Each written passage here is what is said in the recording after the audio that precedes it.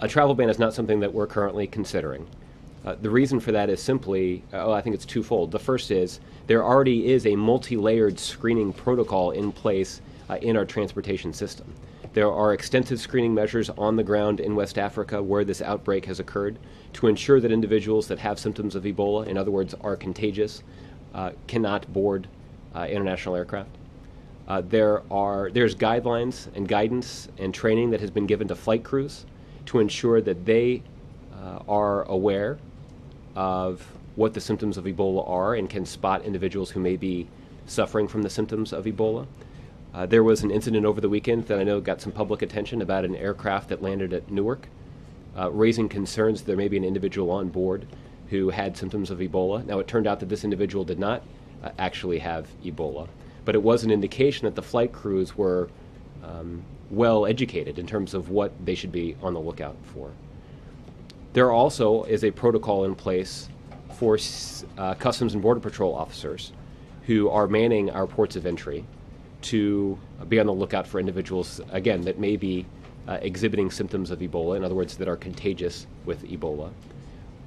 And we have a lot of confidence in that multi-layered system. At the same time, we continue to assess if additional steps would be useful in enhancing the safety of either the traveling public or the American public here at home.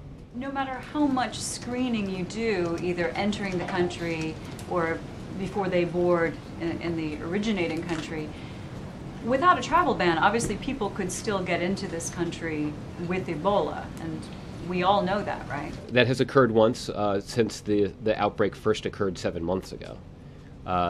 So what we remain confident in is the medical infrastructure in this country. Again, when I say we, I mean medical experts. It's medical experts who've evaluated exactly how Ebola is transmitted, and those medical experts have determined that there are very specific, basic medical protocols that can be applied to contain the spread of Ebola. Now, the tragedy of this situation is that Ebola is rapidly spreading among populations in West Africa who live in countries that don't have that kind of medical infrastructure. And that's why the international response that you're seeing to this situation means providing rather basic supplies.